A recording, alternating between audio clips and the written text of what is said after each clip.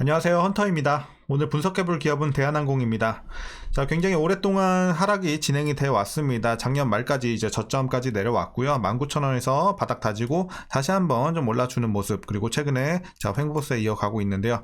자, 우리가 앞으로도 계속해서 좀 올라갈 수 있을지 분석을 통해서 알아보도록 하겠고요. 자, 단기적으로는 지금 대부분 수익 구간이시겠지만, 자, 중장기적인 관점에서는 거의 다 물려 계실 것으로 판단이 됩니다.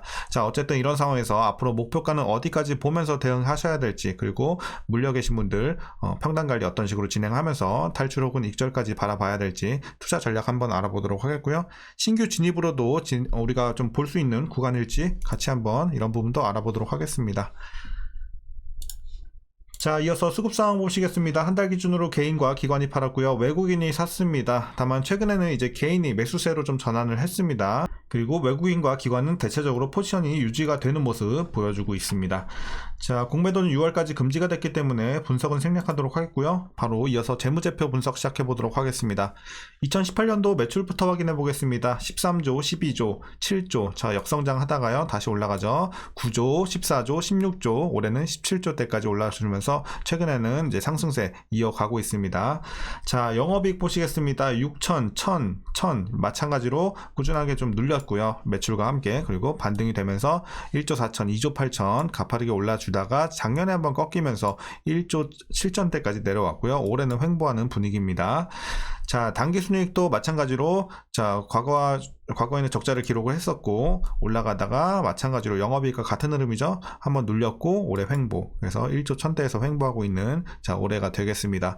자, 분기별로 잠깐 보시겠습니다. 이제 전년 대비해서 3분기부터 보시게 되면 자, 8000대에서 5000대까지 내려왔죠. 눌렸고 4분기에도 마찬가지로 5000대에서 2800까지 내려오면서 거의 반토막 가까이 나면서 아쉬운 이제 4분기의 실적이 됐습니다.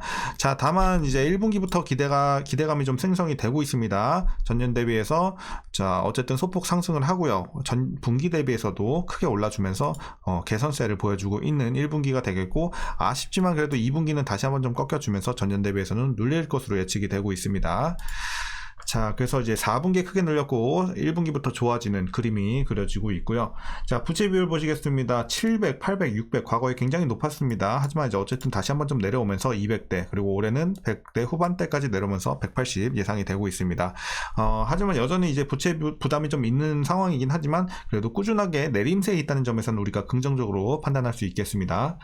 자, ROE 보시겠습니다. 과거 순이익 적자 마이너스 기록을 했고요. 그리고 10일, 20일까지 올라오면서 수익성이 크게 개선이 됐습니다.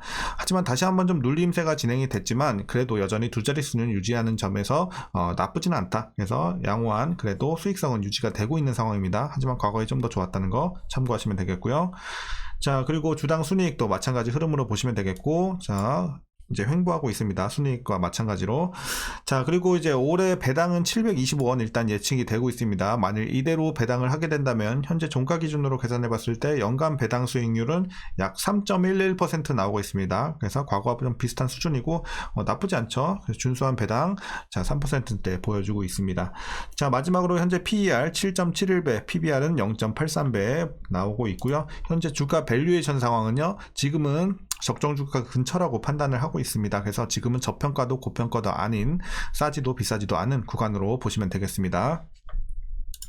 자, 이어서 동사 관련 이슈 한번 살펴보도록 하겠습니다. 먼저 4분기 실적입니다. 자, 우리 좀 전에 확인했듯이 매출은 전년 대비 13.2% 증가를 했지만 영업이익이 크게 늘렸어요. 45%나 감소를 하면서 굉장히 아쉬운 실적이 나왔습니다. 당연히 컨센서스 4천억대를 크게 하회하는 실적이 나왔고요.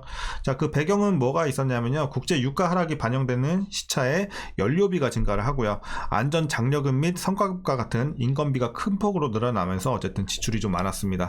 자, 그래서 이런 부분에 있어서 4분기는 좀 아쉽다 이렇게 말씀드릴 수 있겠고요. 그리고 최근에 가장 대두가 되고 있는 이슈가 바로 이 아시아나 항공과의 이 합병이죠. 합병 이슈인데, 자, 지금 진행이 어디까지 됐냐면요. 이제 어제 나온 소식이에요. 바로 이 유럽 연합의 경쟁 당국의 문턱을 넘어섰다는 내용이 어제 보도가 나왔습니다. 기사로. 자, 그래서 이제 최종 합병까지는 미국의 승인만을 남겨놓게 된 현재 상황이 되겠습니다. 자, 두 항공사의 통합은 여객 점 점유율, 매출 등이 확대되는 외형적인 성장뿐만 아니라 각종 국제선, 노선, 정비, 교육 등에서 수익성과 효율성을 제고하며 시너지를 낼 것으로 보여지고 있어서 굉장히 좀 어쨌든 두 기업의 합병에 있어서 긍정적으로 우리가 판단을 할 수 있겠고요. 미국 경쟁당국의 승인이 있더라도 어쨌든 대한항공과 아시아나항공의 실질적인 통합까지는 2년가량 걸릴 것으로 전망이 되고 있어서 지금 뭐 당장의 모멘텀으로 보기는 좀 힘들고 시간이 좀 걸리는 이런 향후의 모멘텀으로 우리가 좀 다가가는 게 맞지 않을까 이렇게 보고 있습니다. 어쨌든 호재는 호재지만 나중에 좀 반영이 되지 않을까 이렇게 좀 보여질 수 있겠고요. 그리고 이때까지는 대한항공과 아시아나항공이 독립적으로 좀 운영이 되고요. 이후에 통합이 되면서 대한항공이 통합 대한항공으로 출범을 할 예정이니까 이렇게 참고하시면 되겠습니다. 자, 그리고 올해 1분기부터 아까 우리 실적이 개선이 되는 거 봤죠. 그래서 올해 1분기 여객은 항공 수요와 공급이 정상화될 전망에 있습니다. 견조한 장거리 수요가 유지될 것으로 예상이 되고 있고요. 동계 성수기, 관광 수요 회복으로 실적 호조가 기대가 되고 있습니다. 또한 동남아 관광 노선과 일본 지선 공급 확대 등을 추진을 하면서 수익 극대화에 총력을 기울일 예정이라고 하니까 참고하시면 되겠고요. 자, 이제 1분기 화물 쪽 보시면요.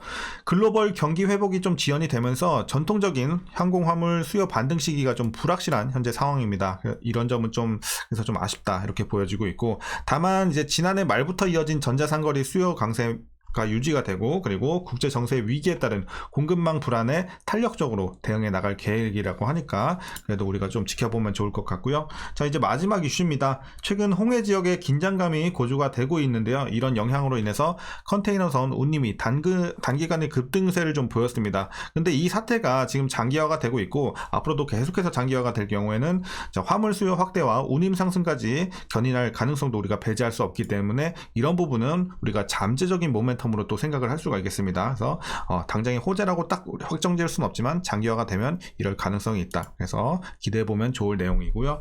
자, 동시에 1분기는 국제유가 하락이 시차를 두고 반영이 되면서 4분기 대비 약 10% 수준의 유류비 감소와 더불어 연말에 급증했던 인건비의 정상화가 예상이 되면서 호재로 작용을 할 것으로 예상이 되고 있습니다. 자, 그래서 1분기에는 굉장히 좋은 재료들이 계속해서 포진이 해 있고, 그래서 어쨌든 주가가 이를 선반영하는 거죠. 자, 4분기에 실적이 크게 눌리면서 선반영했고, 자, 1분기에 대한 기대감에 이제 선반영하면서 최근에 주가가 다시 한번 크게 오르는 현재 상황으로 보시면 되겠습니다. 자, 어쨌든 이렇게 좀 정리하겠고, 마지막으로 여러분들 투자 전략 말씀드리면서 영상은 마치도록 하겠습니다.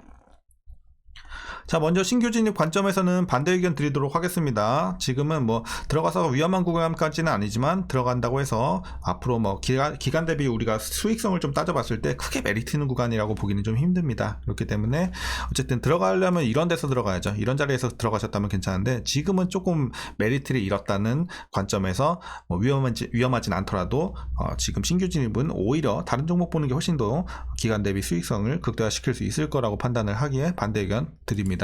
자, 그리고 이제 여러분들 보유자분들 대응 방법입니다. 목표가부터 말씀드리도록 하겠습니다. 목표가는 자, 현재 재료로서 28,000원까지 보고 있습니다. 이 정도 되겠네요. 자, 그래서 28,000원까지 말씀을 드리겠고, 여러분들 어쨌든 계속해서 좀 보유하는 관점 말씀은 드리겠지만 시간은 조금 걸릴 수 있어요. 네, 막 단기간에 막 이렇게 추세적으로 확 올라가고 28,000 찍는다라는 흐름은 좀 우리가 기대하기 힘들고, 어쨌든 이제 왜냐면 최근에 어제 나왔던 이런 합병 이슈들도 물론 호재는 맞는데 아까 말씀드린 것처럼 시간이 뭐 2년 가까이 통합되는 데까지는 실질적으로 굉장히 오랜 기간이 걸리기 때문에 이런 부분에 있어서는 막 크게 당장 모멘텀으로 막 작용하면서 올라간다 이렇게 보기에는 조금 힘들지 않을까. 그래서 시간을 두고 올라가지 않을까, 이런 부분에 있어서는. 그래서 업황 자체는 괜찮아요. 그래서 어쨌든 우리가 앞으로 추가 상승 여력 노려볼 수는 있겠지만 하나 생각해야 되는 게 2분기 3분기 가면서 이어진다는 보장은 없어요. 예상치도 다시 한번 좀 꺾이는 흐름이 나와주고 있고요. 그래서 이런 부분에 있어서는 조금 불확실성이 크다, 이렇게 말씀드리겠습니다. 자, 그리고 마지막으로 위에서 물려 계신 분들 대응 방법입니다.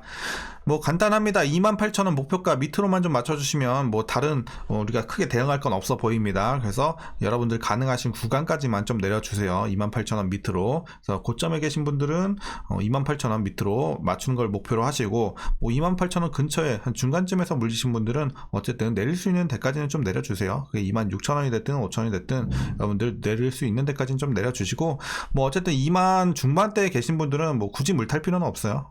거의 하락폭이 크진 않기 때문에 어쨌든 26,000원에서 한 8,000원 요 정도에 계신 분들은 살짝 타는 거 추천드립니다. 그래서 평단 관리만 하시고 조금 더 보유하시는 전략 이렇게 말씀드리도록 하겠고요. 이제 가파른 상승은 아니지만 이제 시간을 두고 천천히 그래도 좀 올라줄 것으로 기대가 되고 있고, 우리가 이제 길게 보면 또 안 돼요. 왜냐면 지금 2분기, 3분기는 어떻게 될지 우리가 확실하게 좀 업황이라든지 이런 걸 예측하기 힘든 상황이기 때문에 여러분들 조금 웬만하면 좀 짧게 보시는 걸 추천드립니다.